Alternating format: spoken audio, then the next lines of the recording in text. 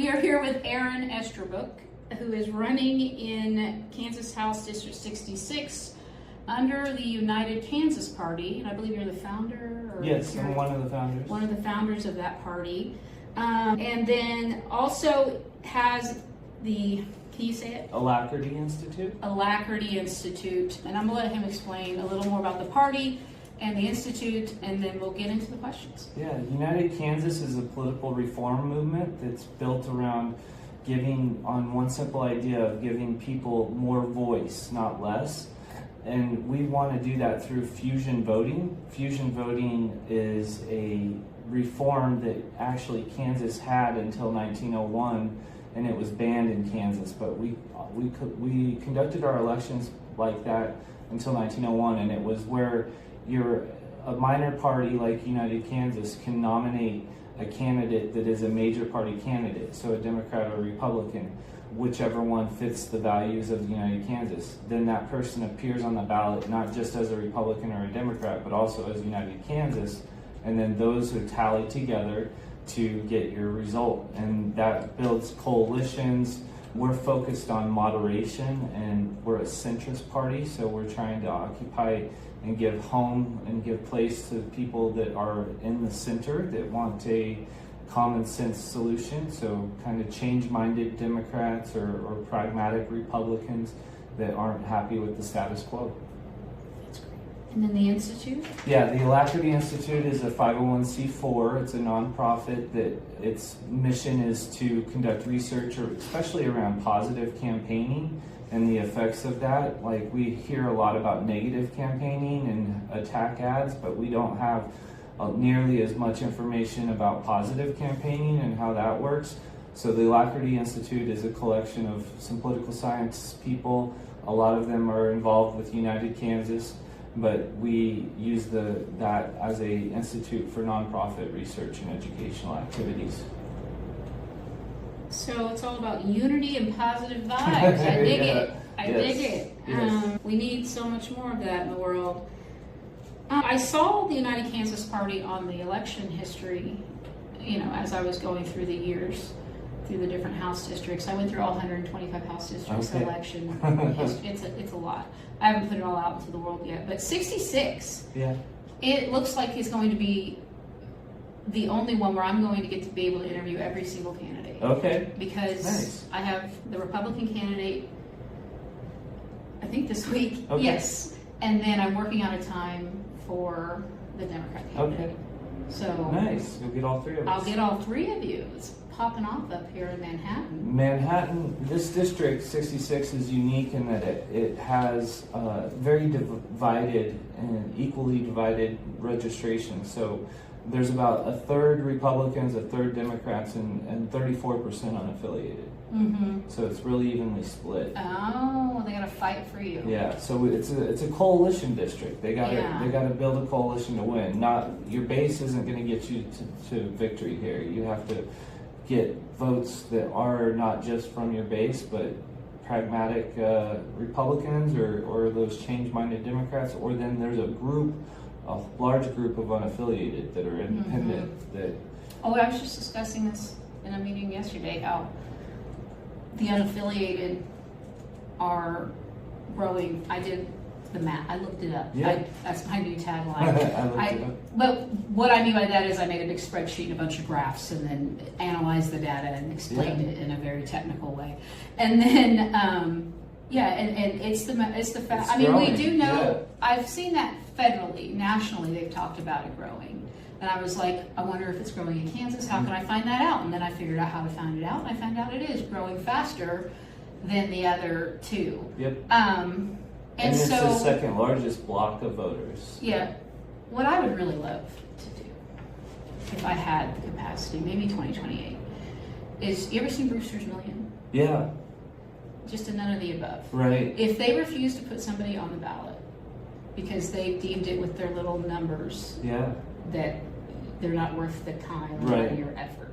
None of the 123 through 125 has not had a Democratic candidate since 2006. Okay. I don't know what it was before that. I didn't go back any further than 20 years, right? And they have a huge Hispanic population. They've been abandoned by the Right. Democratic Party. So why, of course, Republicans have strongholds. And nobody's even trying. And I don't know what the reasons are, if they're just not people there, or I don't know what's happening. Yeah.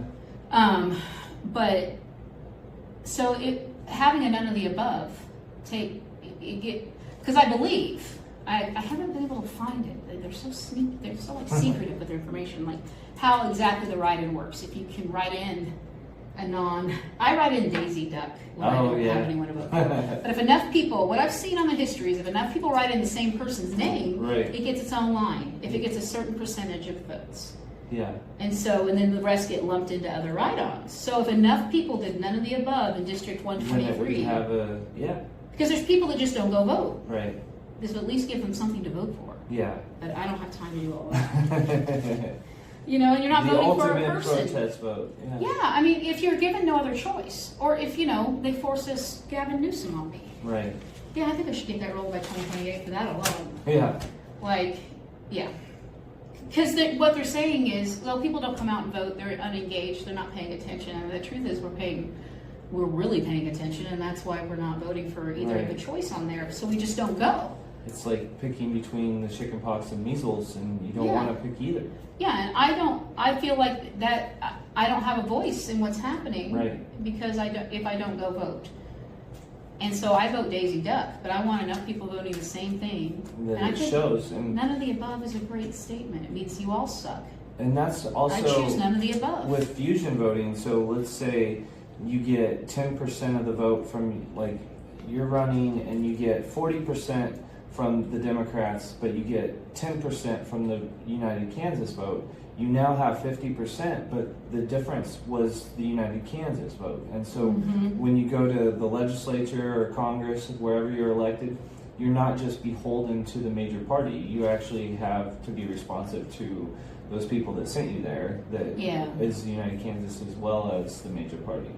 It's just a way of like distinguishing yourself from. And it shows up on the ballot, it shows up in the results, so you can actually see it. Yeah, people in my circles and I hear call them like establishment Democrats, establishment Republicans is what they're calling them now. Yeah. But they're the ones that we want out, either because they're corrupt and evil, or because they're weak, or whatever the reason is that we don't feel they're up to the challenge of governing our state right now. With This moment going on. needs all hands on deck and needs the people that best. want to go in there to do the work. Right. I don't care if you can give a speech. I don't care how slick your hair is. It's time for some I don't care how implementation much, and action. how fancy you dress. I want people that are going to go in there and do the work. Exactly. That agree that the problem is like, we first have to agree that the problem is a problem. Right. And then we Defining the problem. can discuss the solution and disagree on maybe the way we want it handled. But if we can't even agree that the problem is a problem, Right. Then we're not doing, what are we doing? what are we doing? Yeah. And I think it's shifting, and I think organizations like yours are going to get more popular as you get the word out there and stuff, because they're giving people just want another option. Right. And I think options are good. That's the whole point of the free market, right? Yeah. Options. Competition is great. Competition. It's great for democracy. Like, But- it makes people stronger, better. Like their arguments are polished because they've been tested and challenged in the public square, and that's all good for our country. It's what we need. Yeah, it's definitely what we need. I agree. All right, so let's get into.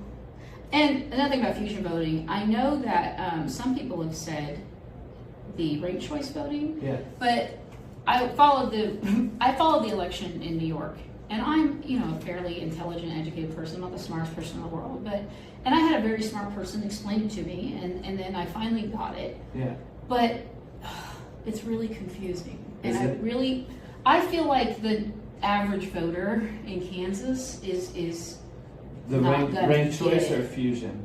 ranked choice. Okay, yeah. They're not going to get the ranked choice. That would be Yeah. a huge I- education hurdle. Yeah, I think the ranked choice is it's a reform that takes is extra work. Like there's going to be some extra things necessary, and the legislature passed a law that says we can't do it. Yeah. So there's Same really with, at the federal level? at the state level. Oh yeah, same with fusion voting then, right? They took it a long time ago. Yeah, in 1901, there's several laws that create the ban on fusion. Yeah, but they're all old. Right. They haven't been challenged Yeah. recently. And It makes more sense to me. It seems pretty simple. I Right. have two labels. they have they had a ban in 1901, but the legislature or the Supreme Court justices at the time were all Republican, and they recused themselves because they were part of the litigation at the time. So since they were Republican and the parties who banned the fusion, they recused themselves, and there was never any judgment. There was so nobody. We're kind of picking up from 125 years ago the case and trying to at least get it heard in front of the court. Well, I think you're doing a good job from what I've seen in the history of where you were to where you are now. Yeah. As far as how many people are registered and the numbers. We got over 1,000, and we've got. How long have you been doing it? Since 24, so just May of 24. So they say it takes like 10 years for something to really take off. So hopefully, hopefully current events escalates that a little bit as people get more and more desperate for just something different. And we have to run a statewide candidate in order to remain a party. So for us to continue to be a party, you have to have a statewide candidate get 1%. Yeah. And we're looking at somebody, he hasn't fully decided, but we may have a candidate for statewide office. Oh yeah, for one of the... For Secretary of State. Secretary of State. Oh. You heard it here first. Maybe Secretary of State. Yeah. All right, so a lot of these we kind of went over, but if there's anything more you want to add, what I do is I have categories, and then I'm just going to ask the 3 questions. Okay. And then, because a lot of times it's asking for some specifics that people at the Kansas House level that are running usually don't have. You might have more. Okay. But so the first one is just like eligibility and strategy. So why are you running for Kansas House? What experience prepares you to represent this district? How will you remain accessible and accountable to constituents, including those who did not vote for you? Yeah, so I'll start with my experience. I am a combat veteran, and I went to school at K-State, and so we got Fort Riley, we got K-State here, and I've been a part of both of those institutions. And then I served on our school board. I was elected to the Manhattan-Ogden Board of Education and served on that for 5 years, and then I served and was elected to our Manhattan City Commission, where I served for 2 years during COVID. And so that experience all stacked together along with my work as a housing authority director and a nonprofit leader and founder. I think I have the experience, the lived experience necessary to be a good representative for the district. You know what it's like to go into work and to fight for a cause and a reason. For housing, for immigrants, for people. all kinds. Yes. For people, for everyday people. Yes. That's right. And that's what Manhattan is. It's a whole lot of just everyday. Yep. Just the common person. Common man. The common man. And women. And women. Yeah. Common person. Okay, the next one is property taxes. Okay. What specific legislation would you support to lower property taxes in Kansas? How would you balance property tax relief with funding for schools, roads, and emergency services? Would you support requiring landlords to pass property tax reduction on tenants through lower rent? All right. So property taxes are a huge issue that people are just tired of paying property taxes. They're tired of them going up, and I'm tired of that as well. The pot that the state pulls is a lot smaller than your local levels, but it still is the ability to give you some relief. The state budget is structurally imbalanced. It has a cliff that it's going to fall off of in 2028, 29, where we'll be 300 million to 600 million short. That's a huge thing. So what the alternative would be to raise your property taxes to fill that hole. And I don't want to do that. What I want to do is pass common sense cannabis reform and tax marijuana in a way that makes sense for our state, so we can fill that hole the estimates for cannabis reform is that there will be at least 150 million in additional revenue, which starts to put a hole in the gap that we're going to face in 2028. The other thing that I'd like to do is potentially tax more high income earners, just 1% more. That's a way to get us to 500 million. The top 10% of income earners getting taxed a slight bit more, 1%. There's solutions out there that we can pursue to find the revenue, but adding more property tax, people are tired of property tax, and I don't think that that's how we can't sustain our government going forward just on property tax. Yeah, and people like, I know like in Wichita, there are people that are on fixed incomes that are literally being priced out of their house just from the property taxes, and people, that blows some people's minds because they don't know what it's like to be on Social Security. I totally forgot my one question because you have so many fascinating things to talk about. Were you done with property tax? Yeah. Okay. Yeah. So I usually start out with a question. Okay. Do you know what it's like to not have one more penny? Yes. Yeah. I've been in that situation a few times, especially when I was in college and before I was in the military, but I haven't had that quite as often since in the last 5 years or so since I've been in my career, but I have experienced times when I had like no money and negative money. Trying to get money out of the ATM, but there's insufficient funds. Yeah, I've had to borrow $1 to pay rent because I had to do it online. I need one more dollar because of the fee or something like that. And I'd be like, can you Venmo me $1? Yeah. That's the question I start out with because it kind of, I feel like it's a good question. It started because of the sales tax thing in Wichita. They kept saying it's only a 1 cent sales tax and it's 1%.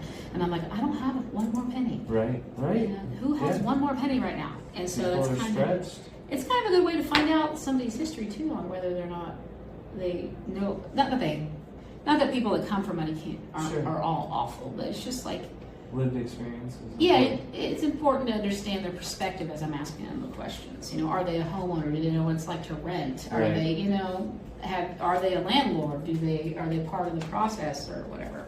Right. Which takes us into the next subject, which is tenants' rights and housing stability. Okay. What changes, if any, should be made to the Kansas Residential Landlord-Tenant Act regarding evictions, habitability, I've been having trouble with habitability, and retaliation? Do you support reforms such as just cause eviction standards or longer notice periods for rent increases on non-renewals? Do you support a right to cancel program or other protections for tenants facing evictions? Yes, on the Kansas Landlord and Tenant Act, I support it. I think it's a good piece of legislation that actually gives tenants quite a few rights that maybe a lot of people aren't aware of. So it does protect tenants pretty well. As far as the legislature today the House passed a bill that doesn't allow, basically it bans local communities from creating ordinances that help renters. The legislature was kind of duped by a corporate landlord into passing a state law that... Do you know what number it was?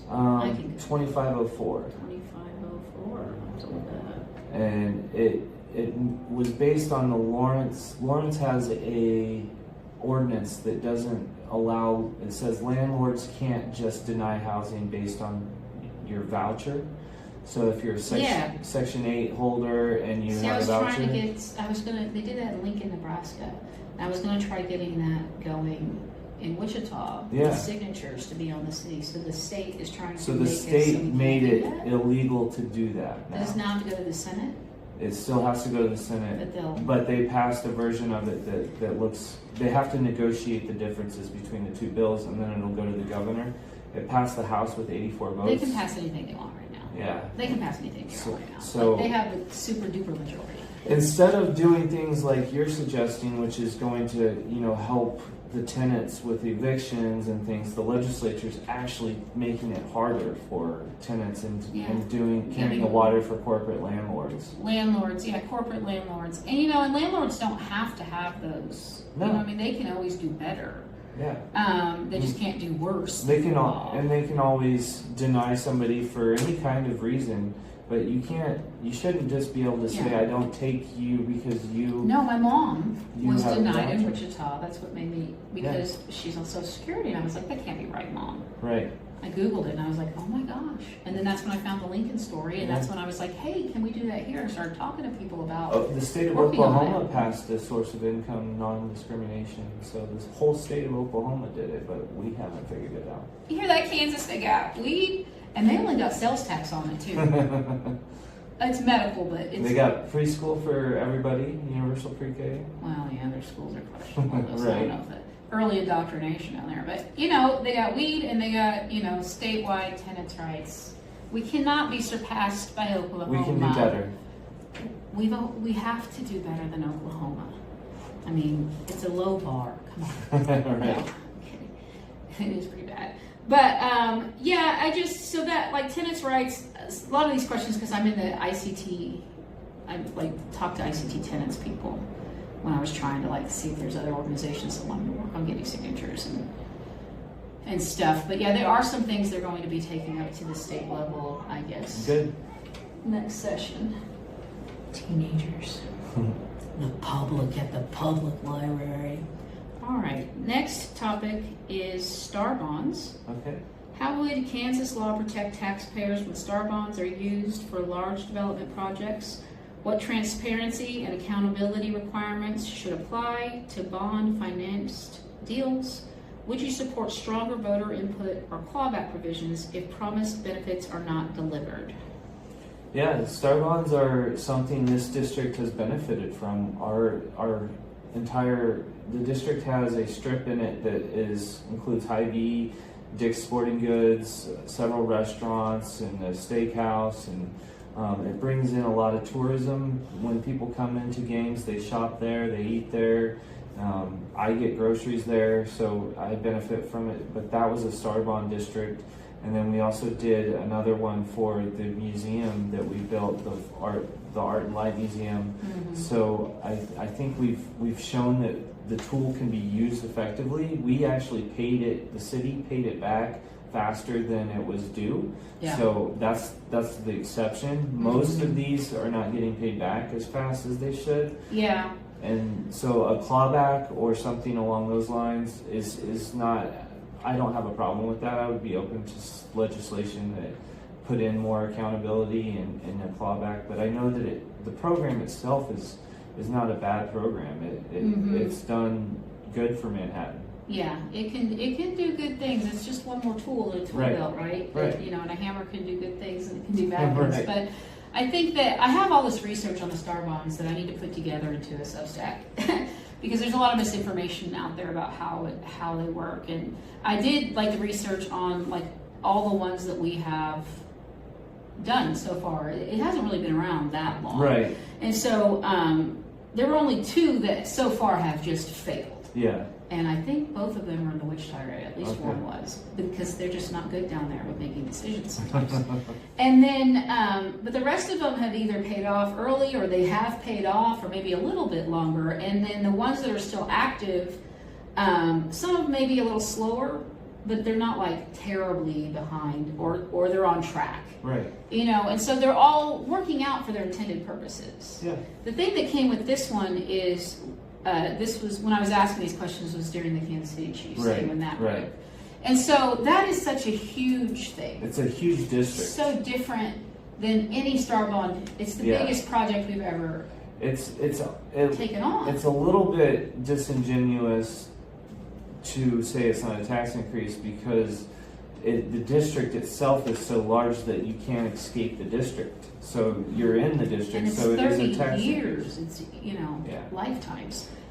Also, the people there, I don't know how your district would feel if there was such a huge thing like that just thrown Right. in here with no input from the public, no public vote on whether they wanted Right. a stadium in their district or not. And so there's a lot of people that are like, I love the Chiefs, I love having it. I just would have liked to have had a vote say, yeah. in before you do something so big, Right. the biggest project ever. And they did it during the off season Mhm. of legislature. So the legislature was really just the legislative coordinating committee that met.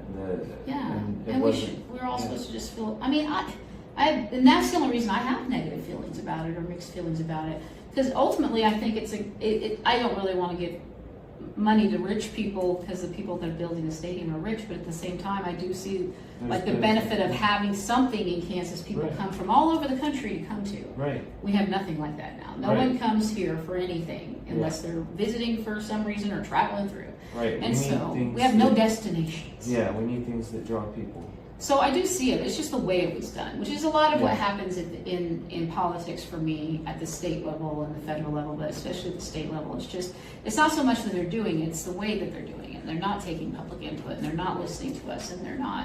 Like a Kansas House person should not have a problem keeping up with their constituents. They have half as many as a city council member in Wichita. Right. Like how many are in your district when you were a commissioner? So yeah, the city commission is actually a larger district than the house. Yeah, so if you could keep up with that, Yeah, or you have the school sure, board, how sure. big was your, Bigger, yeah. bigger. It's only 25,000 people, and then you're only talking about 16 or 17 that actually are eligible to vote, and Right. then you're talking maybe 7 that are actually, That actually care vote, yeah. or plugged in, or Right. that you really need 7. You can't keep up with 7,000 people. Right. And those 7,000 for this election in particular is divided by 3, so it goes down to 2,500 people are going to decide the outcome of this race. Yeah, And because there's no primary. You're all 3 separate right. candidates, So and you have till take November. 7,000 registered or active voters, and the vote goal isn't divided by 2, you divide it by 3. And Yeah, my hope would be that giving them a third choice like yours would increase Right. Turnout. Yeah. for people that are like, And with the increased attention on the race and me putting, money into advertising and things like that, I think Yeah. we'll Look. have a turnout. if people can just say and vote for Trump Right. because they want something different, they just sick of all the same old, same old. That's literally why some people voted for him. Yeah. There are people that go vote regularly that aren't paying attention really, Yeah. right? And they're just like, oh, I'll pick one, I'm going to vote. And he looks different, I'm going to vote for him. They are. So they can vote for you, you're something different. Yeah. The novelty of change is The powerful. The novelty of change, yeah. I think it's good change. I'm very interested in all that you're doing.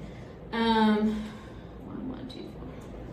Ooh, I have to change my pen now. No, okay. Next topic is corporate incentives and accountability. All right. How would Kansas balance corporate incentives with the needs of everyday residents? How would companies be held accountable when promised jobs or economic benefits fail to materialize? Do you support raising the minimum wage in Kansas? I think we need to raise the minimum wage.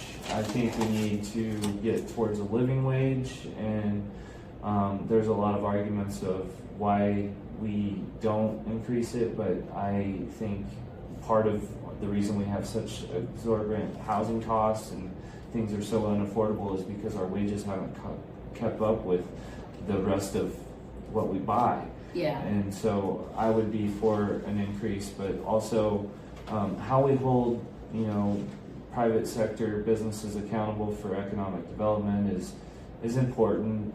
I've done, some of that through my work when I was on the city commission and evaluating different economic development proposals, and then, but I think it's key because if they say they're going to create jobs, then you need to be able to monitor that and track and see that they created jobs.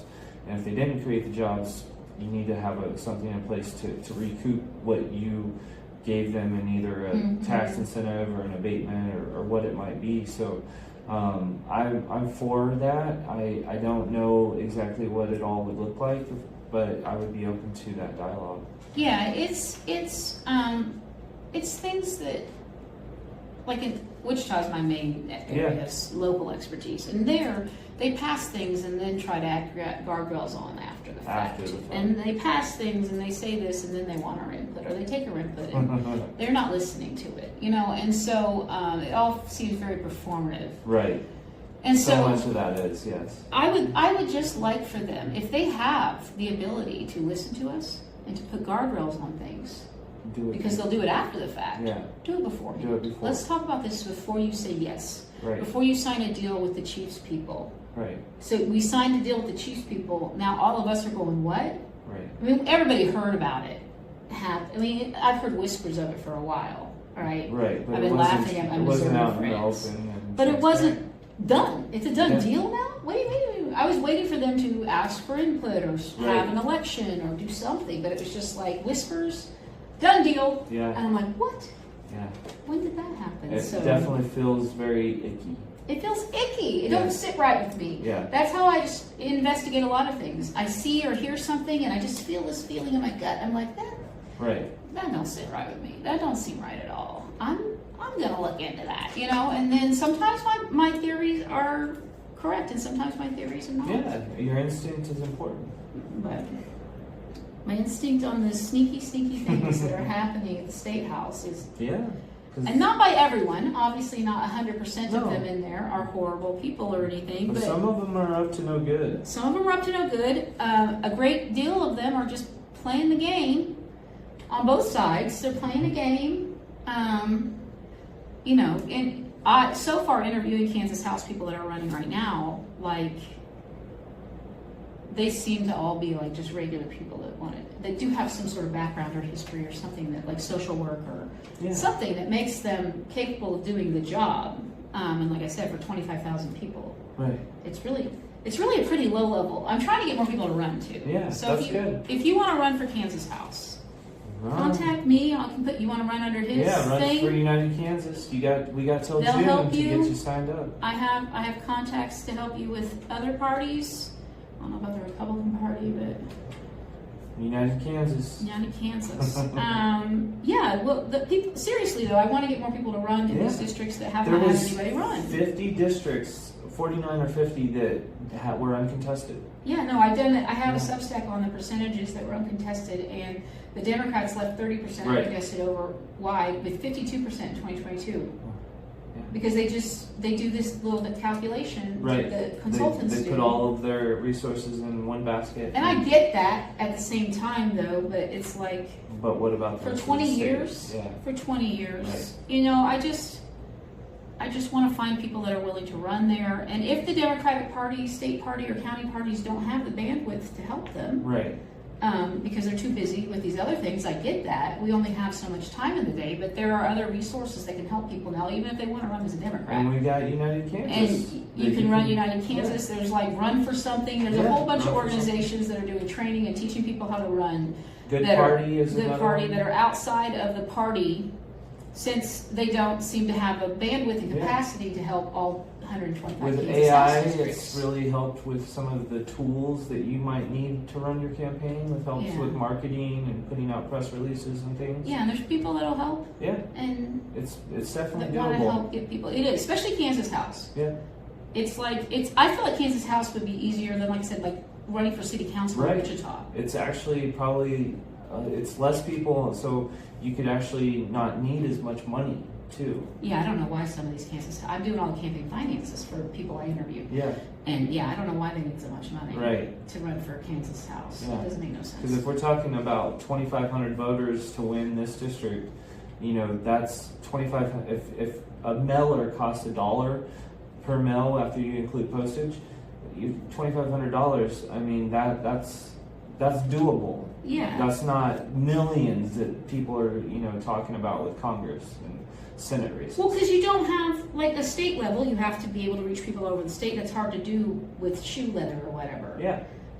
But hopefully if you're running for Kansas House, you already know people in your district. You've already been active in things within your district somehow. Yeah. Even if it's the PTA, and so you have somewhere to start to ask for money from actual everyday people. Yep. You have people that already know you can do the work. And so, I think that Kansas House is I don't want to say easy, because none of it's easy. No, but it's a good on the scale, entry point. It's a good entry point, and it's a good thing for everyday people to get involved in, to go into the State House to do the work. Mm-hmm. And even if I only have one thing, you know, one go around in it, if I'm going to go in there and do as much work as I do some can. work, yeah. The legislature And is stop focusing on the next campaign. It's designed to be a working person's legislature, so a constituent led. Like you're supposed to. Back in the day when they wrote this, they thought, you know, farmers would come and serve for 90 days, and then they would go back to their farms and finish the harvest.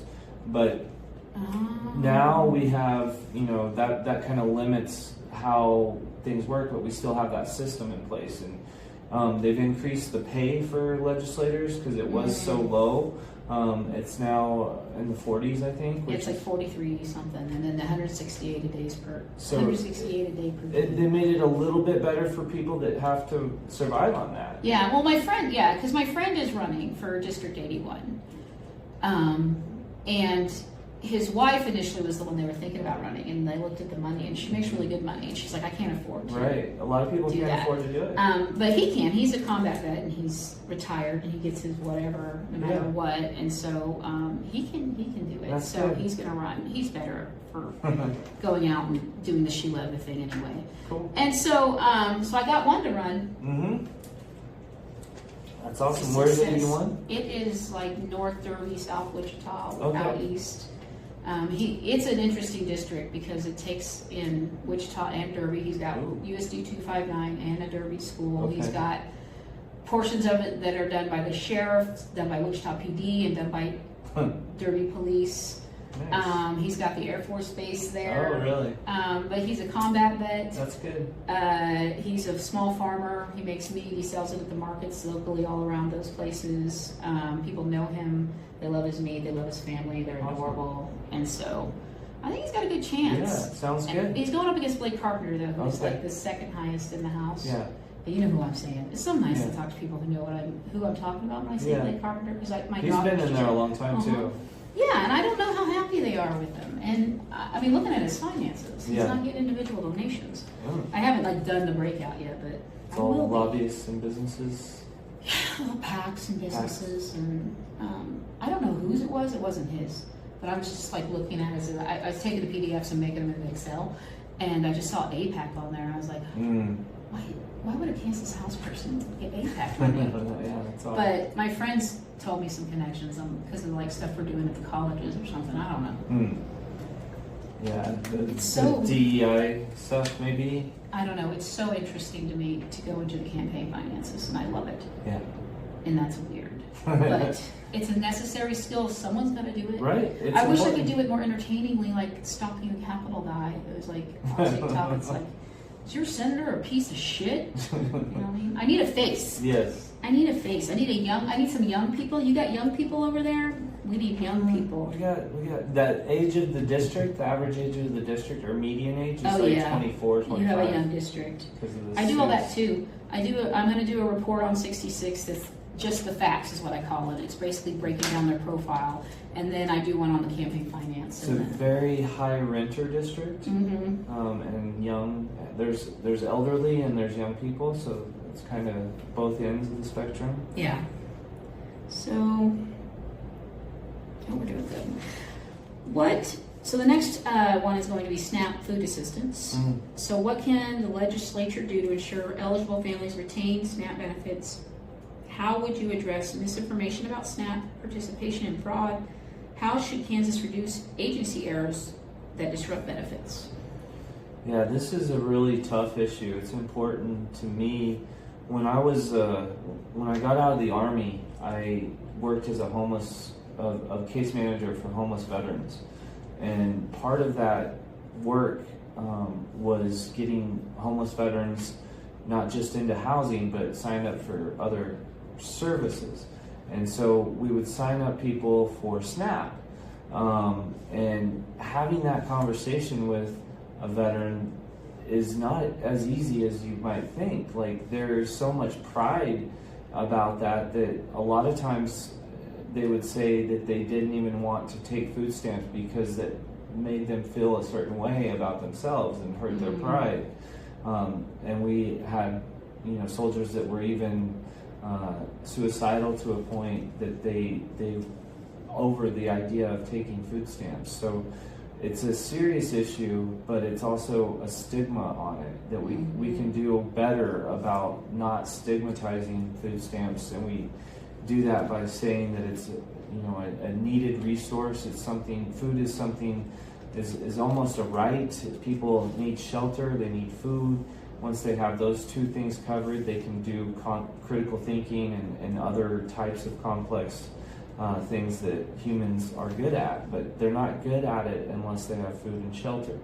And SNAP does that. SNAP gets us food to kids. It's really important that we feed the kids. They didn't make a...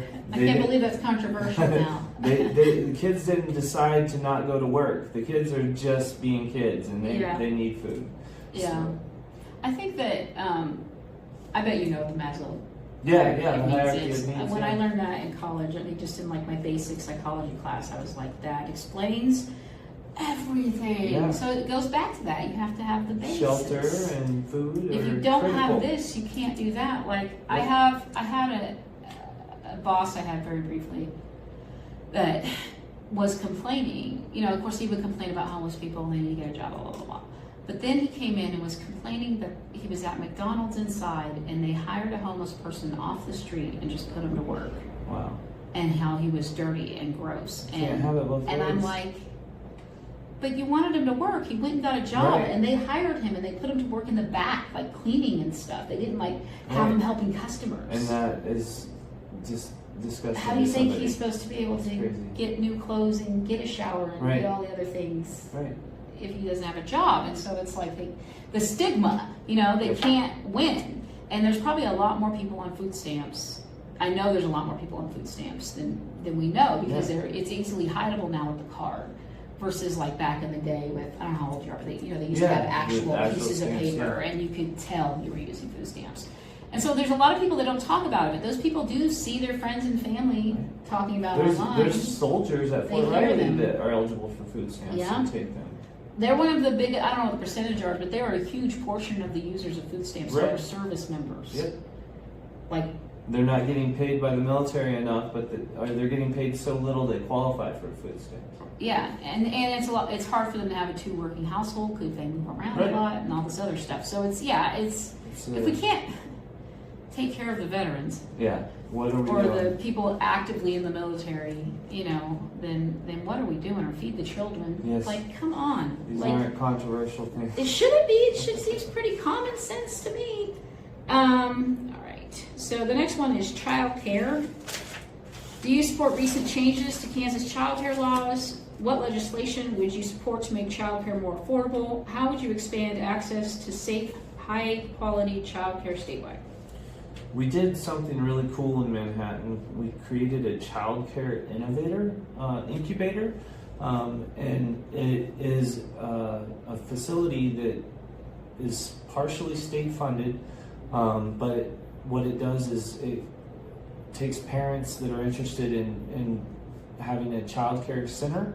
It gives them a place to really grow that business, and then they can take that business once it's been established into 10 or 12 kids or more that they need to sustain the business.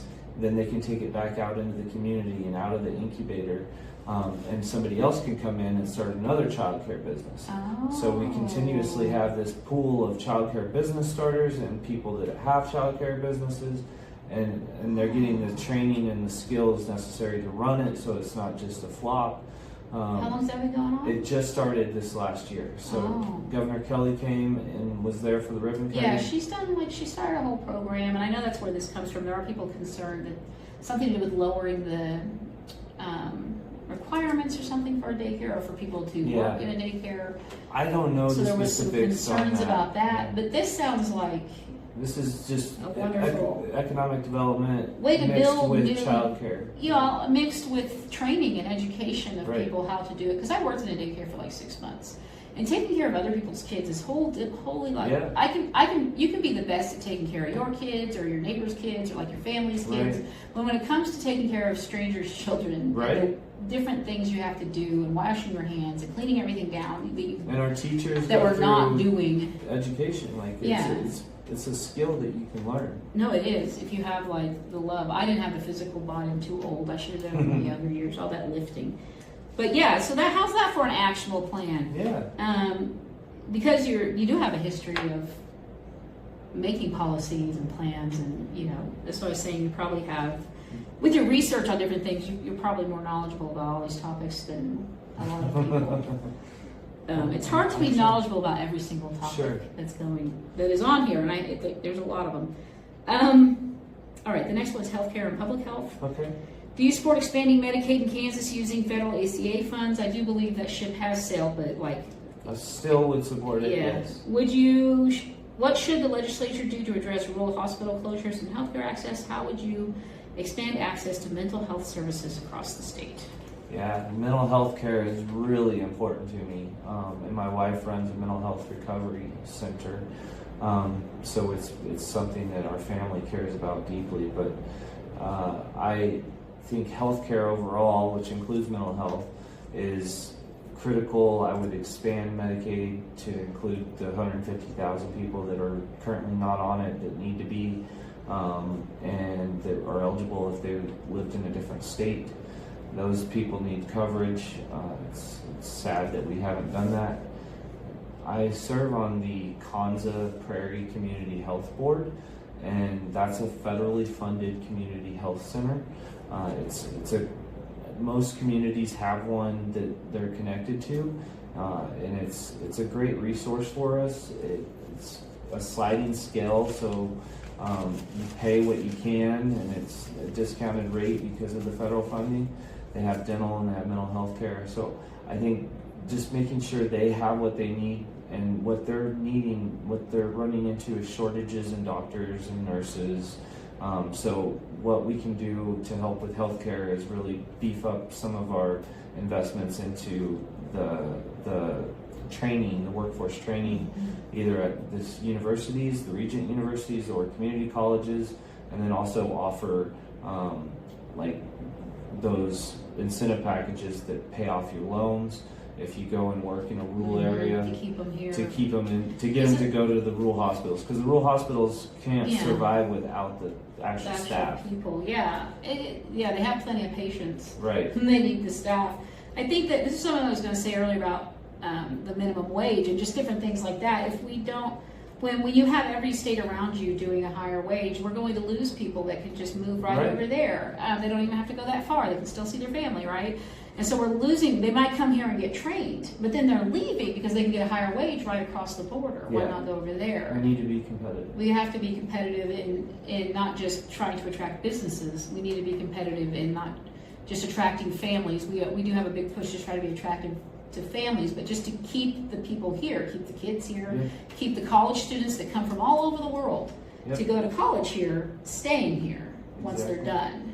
Because we're educating them, we're using the infrastructure, we're doing all this stuff, and then we're losing it. We're losing that investment. Yeah. We're losing the investment in our people when they leave the state. So, a lot of these factors that we're discussing here are decision-making factors when people are trying to decide if they want to stay in a state or leave a state. Just the job availability, and then how much I'm going to make. Those are the two. Right. Where can I go? People are leaving the country that are nurses and stuff to go over to Canada and get sweet deals. So we got to find incentives to keep people here, or to get them to go to rural Kansas. We're losing our talent. Yeah. So, all right. The next one is police and prisons. What legislative reforms would you support to improve police accountability? Do you support decertifying officers found guilty of serious misconduct? What sentencing reforms would you support to reduce incarceration for nonviolent offenses? Yeah, I have a good relationship with our police director, Director Pete. I appreciate his work, but we have a unique system where we don't elect a sheriff. We have one appointed by the city commission and the governor, or the county commission. They have a governing board called the law board, where they hire the director of police. We also have K-State Police that's in this district. So we got a couple of law enforcement agencies. I like to think of the jails and the law enforcement as a rehabilitation tool. I don't know that we're doing very well at rehabilitating people. I think the recidivism. At the state level, no. Yeah, individual cities might be doing it better than others, but I don't. Yeah, I don't think that we're doing a well job. We're warehousing people, and we're full. The jail here is completely full. So we need to find ways to think about the system as a. Is it about warehousing or is it about punishment or rehabilitation? And if it is, we need to make some big structural changes. Yeah. I mean, there are people that need to be put away from society forever. That will never be, that make us less safe. Right. But the majority of the people that are in like Sedgwick County Jail are in there for nonviolent offenses. All the nonviolent stuff we need to really look at and let people out. Wonder, what are we doing with locking these people up, especially for nonviolent marijuana offenses? Like the states around us have legalized it, and we're locking people up for a plant that is legal in every other state. Yeah, and disproportionately younger people and people of color, because there's grandmas going across the border to get marijuana in Missouri, but we're not pulling them over. Right. Yeah. And I own a business that sells THC products. Yeah. CBD, and we have been heavily regulated, and we want the state to do something about the cannabis reform. I haven't looked at Manhattan's police, but do they kill people? They haven't. They haven't. Yeah. How many people are here? About 55,000. Yeah. See, I did a thing where I compared Wichita to Omaha and Des Moines, which is much smaller population-wise, but if you look at all the other factors, the percentages and all the other factors, they're pretty close to Wichita. And they had 8 in the same period that Wichita had 27. Wow. 2011. They're killing about 2 people a year. Wow. Yeah, wow is the reaction I should have. Yeah. I mean, of course, it's always where Oklahoma City has twice that many. So everyone's like, well, it's from Oklahoma City. Yeah. I'm like, but we could still do a lot better. Yeah. You know, and then Derby police, although it is a small thing, if you look at their per capita police, if you look at, their racial makeup is a little bit different and their poverty level is not as low as Wichita, but it's not that drastically different when you look at the numbers. And they've never killed anyone. Yeah. And so it's like... We have very rarely any officer-involved shootings. Yeah, it's very so rare. Frequently in Wichita that I'm trying to figure out why. Yeah. What, I have my theories as to why, but is it something... Because they got great training programs, they did all this new stuff in 2023, and it's just sometimes it's being used and sometimes it's not. And so I'm just trying to figure out, is it a culture thing? Is it something that's happening in the hiring process? They're not hiring the right people because they're desperate. What is it that can be resolved? Not because I want to destroy the institution necessarily. Right. I mean, I do want to abolish the police, but I have also realistic ideas that that's not going to start in Wichita, Kansas. Right. Even if it started somewhere, it'll come here last. And so, what can we do right now that's going to stop the trauma that happens all around when there's a police shooting? And so there's got to be we can't just be like, oh, this is just how it is. Right. No, I think one thing that we have with our police director in that relationship, I said that's good, and I really think he does a good job, and I think our police are well trained, but that dialogue that we have, because we have a law board so in some ways it's not good because we can't hold him directly accountable because we don't elect him. Yeah. But in other ways it's good because we have so much input going into his job that there's always this feedback. You have some sort of recourse to go to that is outside of the agency. Right. You're not complaining to the agency about an officer for them to investigate themselves. Yeah. In Wichita, the sheriff it happens so frequently in Wichita, they made up a whole system for handling police shootings. It's called Alert. And so the sheriff investigates Wichita Police, and Wichita Police investigate the sheriff as far as criminality goes. And then as far as breaking protocol or procedures, that's done inside the department. Wow. It's going to decide if those officers broke protocol procedures. And then the final defense for the criminal is the DA that is elected and never gets opposed. He's never been opposed.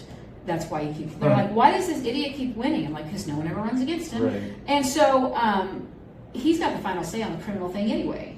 The cops could want a homicide, the coroner could rule it a homicide, and the DA decides. And so, and that's the final say. There's nowhere for anyone to go to take their cause. Right. There's no besides civil court. Right. Where you have to go sue them and drag it out for 5 years and then take millions of the city's dollars, when really you just want the truth. And sometimes the civil court is the only way to get the truth into the public record and out there. Yeah. And so there's just, the way they're handling it is bad. It's bad enough that it's happening so frequently.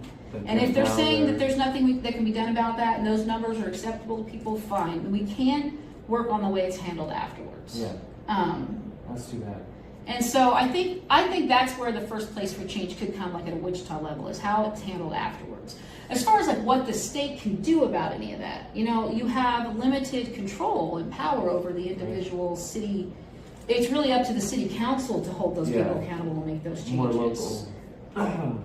Yeah. And so it would be an overstep of the state to come in and start telling municipalities everything they can do, right? I have some serious concerns about the for-profit nature of the prison system. Mm-hmm. Even the state-ran ones have a for-profit layer. Yeah. Yeah. So that I would look into, but yeah, states can do stuff about our state prisons and stuff. But like as far as like what they could do, I mean, I would like to see some sort of committee or something at the state level that is not like a Supreme Court, but that you can go to once you've done all the other steps that you can possibly do at the local level. You can take it to them, you can take your case to them, or your lawyer can take your case to them, whatever you want to do. You can plead your case, they can decide if they're going to review it or hear it or whatever. You know, that would be nice if there was one more step to go. Yeah. For families to get the truth. A lot of times it's just, I want to see the footage. I want to know what happened. I want the truth. Yeah.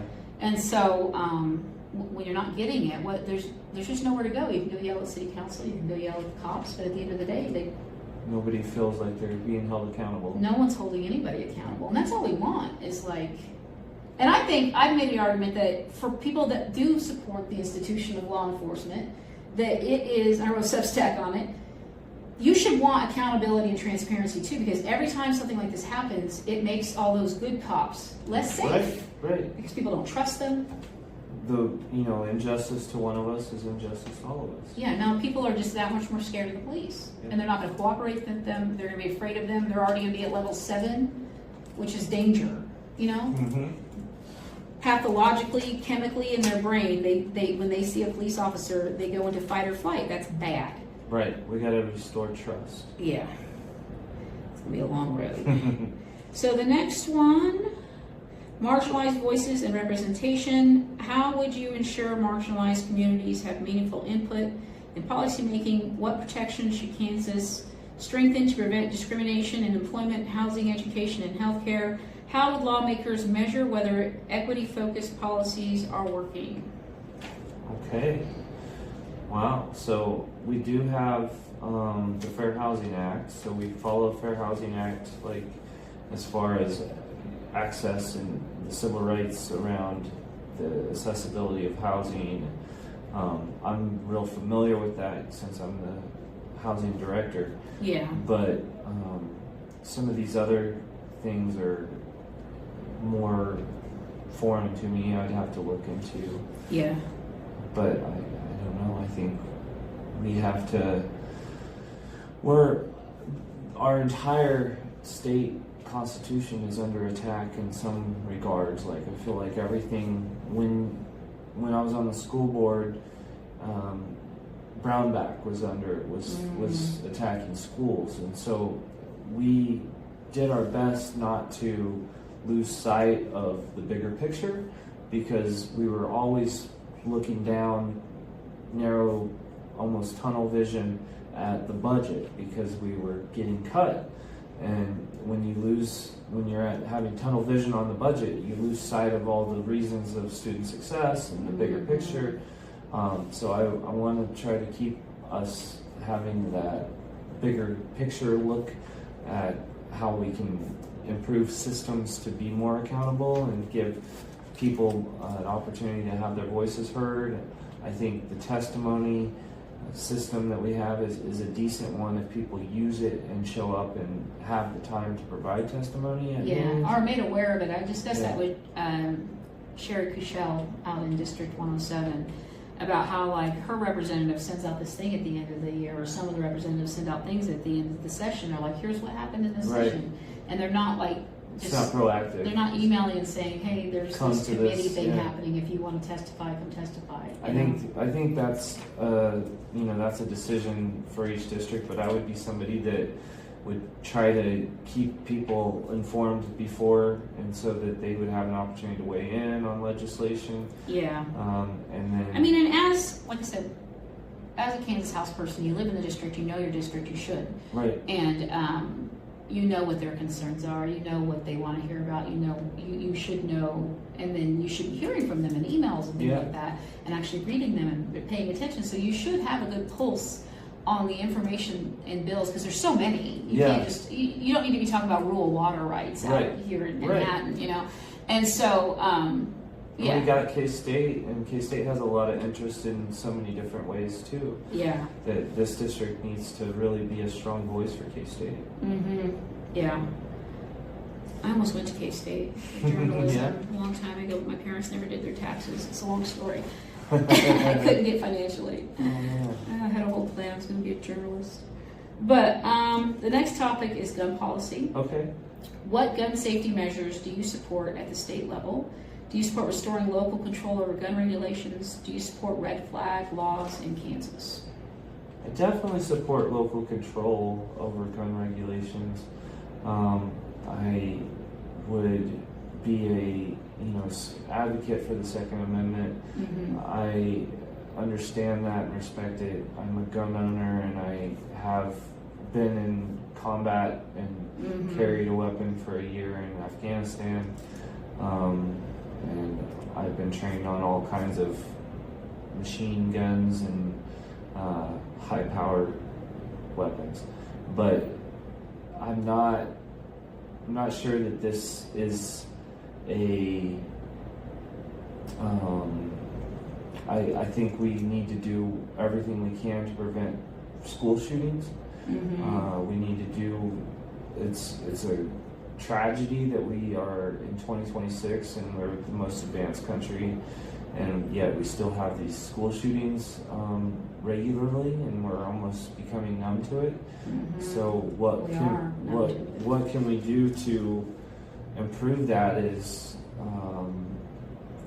a mystery to me, as it's been elusive, but I would not be opposed to the conversation. I would not be opposed to common sense background reforms, background checks, things that are generally accepted. But also, I don't want us to spend all of our effort and political capital on fighting another fight about guns, because there are other issues that are more important. Good. Yeah, if we know it's just going to be taken up to the Supreme Court and shot down anyway. And the Supreme Court is in the bag for Trump. But I think that, it's a multi-layered issue. And so I think a lot of it comes back to the mental health thing. The stigma around mental health. And you don't go shoot up a school if you're mentally well. Right. You know what I mean? And there, after the fact, there's been times when the families were like the Aurora shooting, they were like, we were trying to get him help, and they could not get their son help, and they were trying to get somebody to be alerted to it, and there was nothing anybody could do, and they were trying to get him mental help, and just because of the way the laws were structured, there was nothing anyone could do. I think that's a good, my wife talks a lot about forced medication, and that's a controversial topic, but some people can really benefit from that medication, but they won't take it. And so there's an argument there that goes between the welfare of the community, a public good, or the civil rights and liberties of an individual. And I think we should talk about that because, we're not doing something right. We keep having these school shootings. Yeah, because it's unique to America, Yeah. whatever it is. They're just not happening at the rate Right. anywhere. No, it's a unique problem. Mass shootings in general are not. It is an American problem. So the solution is right here. Yeah. Whatever it is, whether it's at the federal level, the state level, the local level. Right. I do understand how like a local level, because the gun needs of somebody in a rural county in Kansas and the gun needs of somebody in Wichita are two very different needs. Yeah. And they're two different situations. And so there is some reason to have it at a local level because the local level is going to be able to make it more fitting for their local area. Yeah. The problem is when you have too many laws and too many things, it's like how as a gun owner that travels around through all the areas, Then you want to have keep interstate. Yeah. What do they call it? Reciprocity. Reciprocity. Yeah. Yeah. There's got to be something because if you're someone that carries your gun around with you, Right. and you drive all over the state, you can't just know every single law Right. in every single area. There's got to be something we can do. Yeah. Let's see. I feel like we've talked about education. Do you support abortion and reproductive rights? What legislation would you support regarding abortion access in Kansas? How would the legislature uphold constitutional protections affirmed by voters, or how should they? How would you ensure access to reproductive health care? Yeah, I think the voters spoke pretty loud and clear on that ballot issue in 2022. Mm-hmm. And so the decision has been made, and now we need to stop messing with it, in my opinion, and move on. Get on with the rest Get of on the with work. the work. Yes, thank you very much. That's a great answer. I like it. How would you, for education, how would you address teacher shortages in Kansas? How would you ensure students with disabilities receive adequate services? And do you support universal pre-K in Kansas? I feel like you have. Yeah, so I wrote an op-ed on universal pre-K, and I think we need to do more to get early education, because the biggest return on our investment when it comes to school and it comes to people is in those first few years. Kids are sponges, especially little young kids. The early education is so critical because they're able to absorb so much more than when you get older, and it's just exponentially different. So you get early education to as many people as you can across the state. That return on investment's huge. You see those benefits 10, 15, 20 years later, but it's a critical investment early on.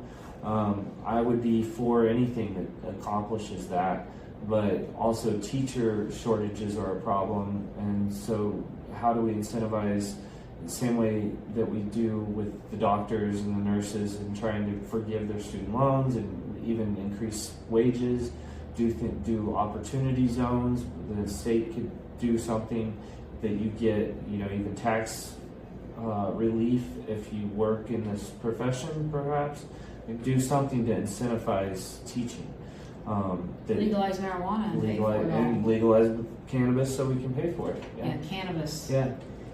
Yeah, that's great. Figured you'd have something to say about education, being on the Board of Education. The last one I'm going to do, because you kind of covered some of this in the earlier talking, the other points, is transportation. Okay. So what transportation investments should Kansas prioritize? Do you support expanding passenger rail service in Kansas, like a high-speed rail? Mm-hmm. How should the state balance highway transit, and rural infrastructure needs? Yep. I got to serve on our local ATA. They have regular bus services for Manhattan and then a K-18 connector between us and Junction City. Mm-hmm. So I was actually the chair of the board for a while, so I got real familiar with public transit, and it's an interesting organization, all public transit, because your federal dollars that you get, you're incentivized to not charge fares, so you're actually a fare-free is the benefit. Like that's what the federal government's saying that you should do, is have low fares or no fares. Oh, really? And so if you charge more fares, they actually take that out of your budget. So you can't make money by really charging fares. Yeah. So I think that's a misnomer that people don't know, is that the federal government is trying to increase transportation and keep fares low. We can't just increase the fares and solve our problem. What we do need to expand the rail system. I would be very in favor of a high-speed rail. I think that's cool, and we're in the middle of a very flat area that we could run some good trains through. I go back and forth between Topeka and Wichita on a regular basis. Yeah. I would gladly pay $20 a person Yeah.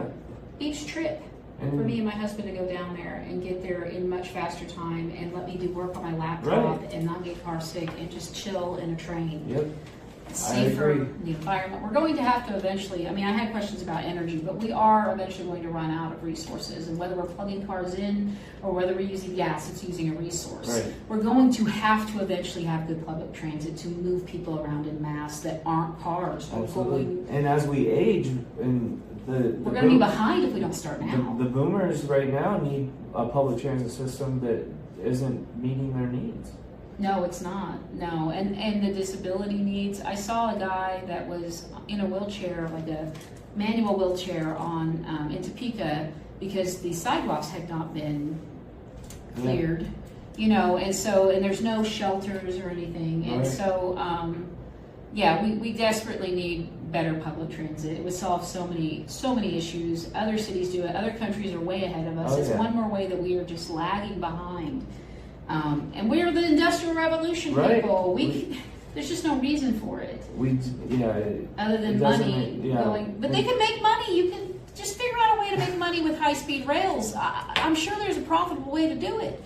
Please. And we need people to be in those positions of government that want to get the work done and not just Yeah. get paid to do nothing.